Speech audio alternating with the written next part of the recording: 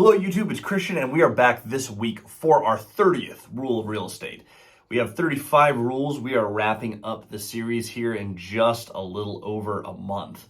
But already working on the next series for you guys, so very excited to announce that, but we're not there yet. Just today, we're talking about our 30th rule, which is communication is everything. Now, if you're watching, don't skip yet, because what you might have heard is communication is really important. Communication is everything. And I have a bunch of examples in this video of exactly why that is, how that plays out in your phone calls, in your meetings with owners, in your conversations with brokers, and ultimately why communication is how Cody and I got to where we are today. We're going to break this down to a few easy to digest steps, and we're going to dive in right now. So first of all, communication is just how one individual or a group communicates a thought or idea to someone else. Why is this so important? Well, we're in the relationship game. If you're looking at creative finance, seller finance, buying real estate, turns out the people who own the real estate are people who need to know who you are. If you want them to also lend to you, you need trust. To have trust, you need to be able to communicate who you are, what your goal is, and the significance behind that goal. We talk about this all the time with our circle drill, but we divide that into those three sections. Here's me in the middle of the circle. How do I divide out my story? Not a lot of people do this. We actually got the idea for this out of some obscure old Grant Cardone video, and we combined it with Jordan Belfort and a few other people to really define what is the circle drill. So I want to go into that. First of all, you have relatability. You start any conversation with a relatable point. This involves some amount of small talk, but you have a conversation with someone. You don't just open by diving straight in. It comes off as either arrogant or aggressive or just poor communication. If you want to communicate at the highest level, you start with a relatable point. And it's one point. Don't get stuck in small talk land. Hey, this is Christian. I own a duplex down the street from you. Relatable point. We both invest in the same area. I have a duplex. You have a 12plex. I'm trying to scale up. Okay, well, I've communicated a goal now. Now, people can help you achieve your goals, but they can't help you if you don't communicate what that goal actually is. So in our example here, I call, hey, it's Christian. I have a duplex. It's calling about your 12plex. We're property neighbors. I wanted to get to know the people around me. Okay, we have a first step. They haven't hung up on me yet. Trying to scale up my portfolio. Ooh, I'm not buying. Well, the good news is I just bought this duplex and I'm out of money. This is a true story. These are calls I've actually made. Okay, relatability. Maybe a little splash of humor with not having any money, but we go right into a goal. Why is that significant? For me, when I was starting, I'm trying to retire my wife. She works in the school district. It's gotten crazy in the Seattle area. Most people here know exactly what I'm talking about. Not only does that increase relatability, now there's a reason. I'm not just investing because I want to buy your property. I'm not just investing because I want to invest and be rich. I have a goal, a target I'm moving towards, which is I want to scale my portfolio to retire my wife. That's a full circle.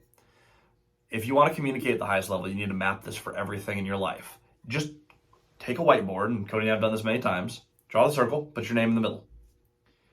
Now you're going to write anything of significance that has happened to you or that you've done. Graduated college, didn't graduate college, dropped out of college.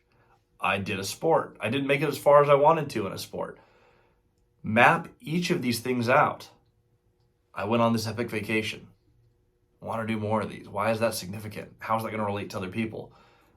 Just map those three steps out. And what you're ultimately going to do is you're going to get in conversations with others, and you're going to be a master of easily telling a story that goes through the circles that you drew. Each individual point has a goal, which has significance. And if you can communicate that easily and simply, people can get on board to help you. Now you have the harder part of the mission. You need to learn their circle drill. Now, if you want to know how Cody and I are raising millions of dollars of private money and how we're buying all this real estate, well, we're meeting with owners. And they're owners, not sellers. That's really important. View everyone as an owner, and you're talking to these owners, all you're doing is mapping their circle drill. And if you want to turn this into a game, whoever does a better job between you and that owner mapping the other person's circle drill is the winner. And as you start to play with people at higher and higher levels, you'll start to notice that other people are doing this. They might not call it the circle drill, but this is exactly what they do. They're measuring you up, they're listening to your pieces, and they're saying, okay, what are they trying to accomplish? Why is this interesting? Because you hit a point in real estate where it's just fun. You want to meet other players, you want to network, and they want to see who is this person, what are they about, and how are we going to interact together. So as you map their circle, you're going to ask them questions. If they're ahead of you, which they should be, how did you get to where you're at? How did you get started? These are normal questions to ask. You're starting to map the relatable points. Find pieces of their story that you relate to so you can tie it back into your circle drill.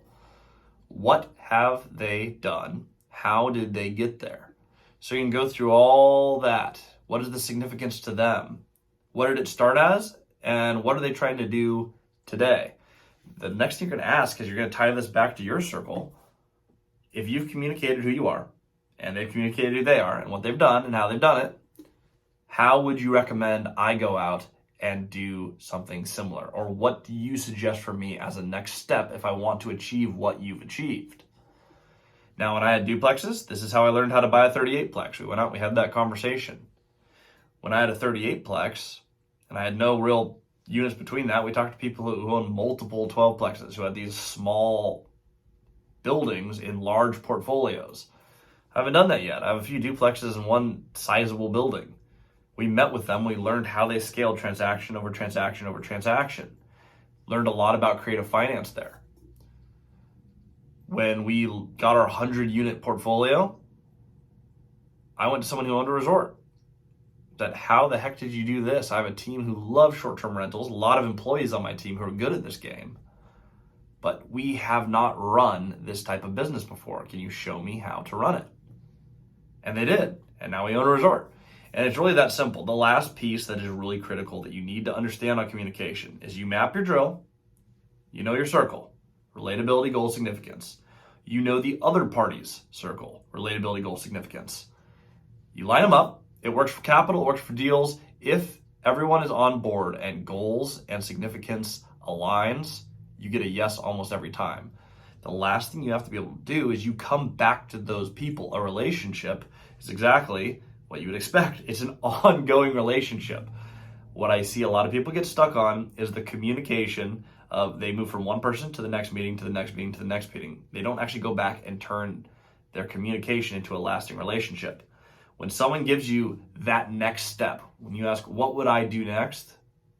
That next step for you, if you go out and do it and you come back to them and you say, I did what you said and this was my takeaway. I don't know why, but no one's doing that. I mean, almost no one ever does that.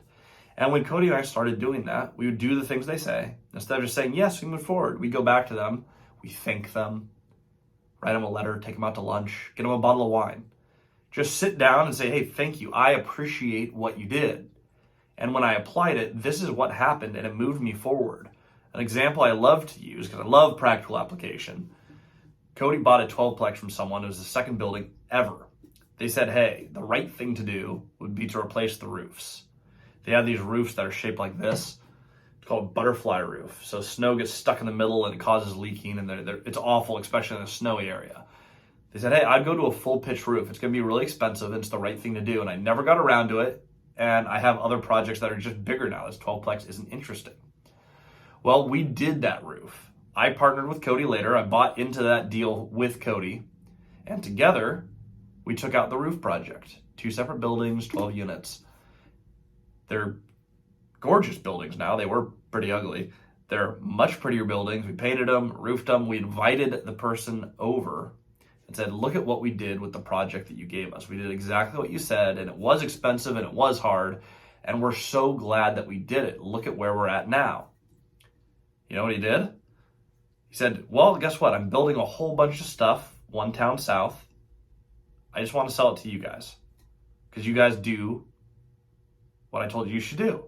And I trust you, and I know that you can operate because you showed me you can operate. To date, we've done 3 transactions with him for 1, 2, 3, 4, 5 total buildings. Probably going to pick up another one here in another month or so. And that is exactly how you play the game. We go back. He's told us what to build on one of the properties. We're going to do our first small little development project. It's probably going to be 2 to 4 units on the back of an existing multifamily building. Is it a huge astronomical project? No, but it's new to us and it's pushing us forward. And when we finish that, and along the process, guess who I'm going to keep inviting over and thanking for their time, for their advice, and for the opportunity? Person who brought it. If you can master these relationships, I'm not kidding when I say communication is everything. Do you have to know your math? Yes. Do you have to have a basic fundamental understanding of real estate and debt and equity? Yes. But you can learn that all in a day on YouTube. The communication skill takes time. Our first phone calls to people sucked. And I mean that in all seriousness. I know Cody's were terrible because he told me a bunch of times. He had no idea what he was doing. Cody used to be scared to order food from a restaurant. For myself, I had a long sales career, and there's still, when I made my first call, Cody was there for it. It was horrendous. Cody gave me a number and said, here, call this person. I was like, well, what's my script? He's like, well, you can either call to book a meeting or to ask him to sell it. I didn't know what I was doing. I just asked for both, and I word vomited everything, and guess what? I didn't get the meeting. You practice this consistently over time. You just keep doing it. The communication and your ability to communicate an idea and to build confidence in who you are, what you're trying to do, and why it is significant that you get there. If you can do that effectively, you will move forward faster. I absolutely promise you this is the key to playing the business, real estate, entrepreneurial game. So without further ado, I'm going to get you all back to your day. Tune in next week for our 31st rule of real estate. Like, subscribe. Talk to you soon.